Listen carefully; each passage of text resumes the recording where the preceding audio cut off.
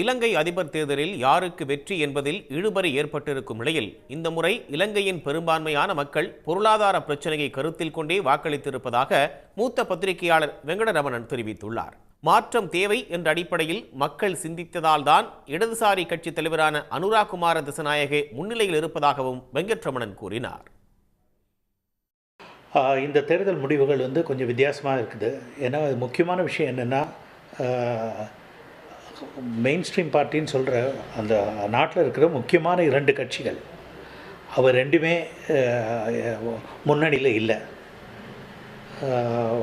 இப்போ இருக்கிற அதிபர் 3வது இடத்துல இருக்கார்.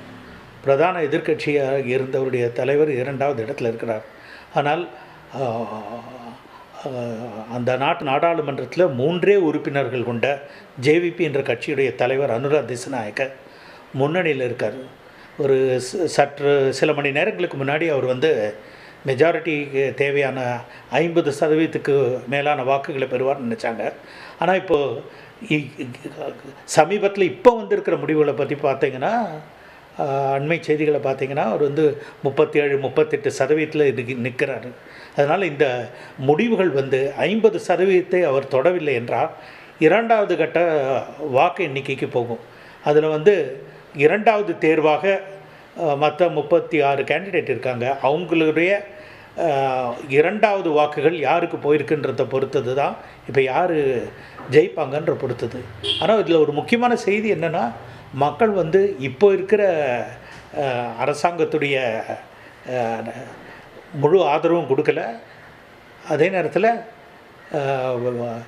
மாற்றம் என்ற அடிப்படையில் இருக்கிற கட்சிகளுடைய செயல்பாடுகள் திருப்தி அளிக்கவில்லை என்ற ஒரே அடிப்படையில் தான் அவங்க இப்போது ஓட்டு போட்டிருக்கிறதா தெரியுது.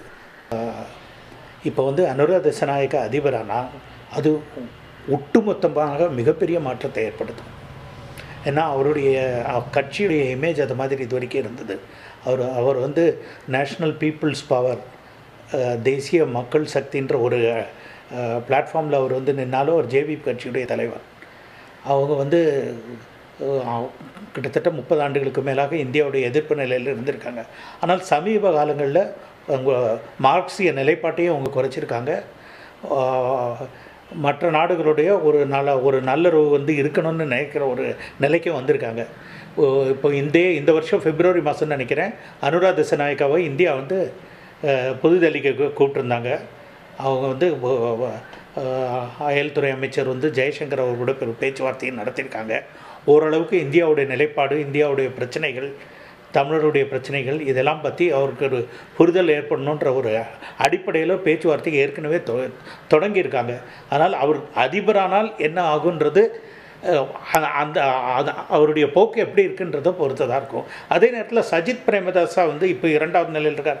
அவர் வெற்றி பெறும் வாய்ப்பு இருந்ததுன்னா அது ஒரு பெரிய பிரச்சனை இருக்காது. ஏன்னா அவருடைய அடிப்படையில் அவர் ஐக்கிய தேசிய கட்சியுடைய தலைவராக இருந்து இப்போ தனி கட்சி நடத்திட்டுருக்காரு.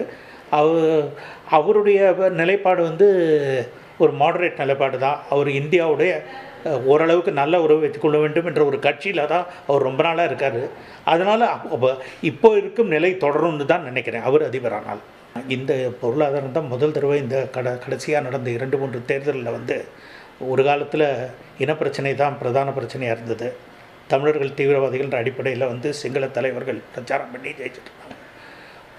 போன தடவை அதாவது 2015 முதல்ல நல்லாட்சின்ற அடிப்படையில் ஒரு தீர்வு வந்தது. 2019 திருப்பியும் தேசிய பாதுகாப்புன்ற அடிப்படை. ஏன்னா அந்த நேரத்தில் ஒரு மிகப்பெரிய குண்டுவெடிப்பு சம்பவம் நடந்தது. அதனால் தேசிய பாதுகாப்பு ஒரு வலுவான ஆட்சியாளர் வரணுன்ற அடிப்படையில் கோத்தபய ராஜபக்ஷ தேர்ந்தெடுக்கப்பட்டார். இப்போ பார்த்திங்கன்னா இந்த தடவை 2022ஆம் ஆண்டு நடைபெற்ற மிகப்பெரிய பொருளாதார வீழ்ச்சி பின்னடைவினால தான் இப்போ இருக்கிற நிலைமையை வந்திருக்குது. ரணில் விக்ரமசிங்க அதிபரானது ராஜபக்சேவுடைய ஆதரவு தான் அதனால தான் இருந்தாலும் அவர் பொருளாதாரத்தை மீண்டும் மீள செய்திருக்கிறார்ன்றது ஒரு இமேஜ் இருக்குது அவருக்கு. அவர் இல்லைன்னா இப்போ இருக்கிற IMF உடைய ஒப்பந்தம் போட்டு வெளிநாட்டில் கடன் வாங்கி இருக்கிற கடன்காரர்களுக்கு அவங்க திருப்பி கழிக்க வேண்டிய ஒரு ப்ரோக்ராம்லாம் பண்ணி அந்த அடிப்படையில் பொருளாதார மீள்கட்டமைப்புக்கு நான் மட்டும்தான் செய்ய முடியுன்ற அடிப்படையில் பிரச்சாரம் பண்ணார். ஆனால் அவர் இப்போ 3வது இடத்துக்கு தள்ளப்பட்டார். அதனால் இது வந்து நீங்கள் எப்படி பார்க்கணுன்னா, பொருளாதாரம் எப்படி இருந்தாலும் உங்களை போல பிரதான கட்சிகளுடைய பிரச்சனை தான் இது. உங்களால் தான், உங்களுடைய ஊழலால் தான், உங்களுடைய ஆட்சி அவலங்களால் தான் இந்த மாதிரி மக்கள் அவதிப்பட்டாங்க. அதனால் முழுமையாக உங்களை நிராகரிக்கிற வகையில் தான் மக்கள் இந்த தடவை வாக்கு போட்டிருக்காங்க. இந்த தடவை இன அடிப்படையிலேயோ பெரிய தேசிய பாதுகாப்பு பிரச்சனையோ இல்லாதான் அடிப்படை பொருளாதார பிரச்சனைகளை நீங்கள் தீர்ப்பதற்கு நாங்கள் மீண்டும் ஒரு வாய்ப்பு கொடுக்க முடியாதுன்ற அடிப்படையில் அவங்க வந்து வாக்களித்ததாக தெரியுது. உடனுக்குடன் செய்திகளை தெரிந்து கொள்ள சன் நியூஸ் பெல் ஐகானை கிளிக் பண்ணுங்க.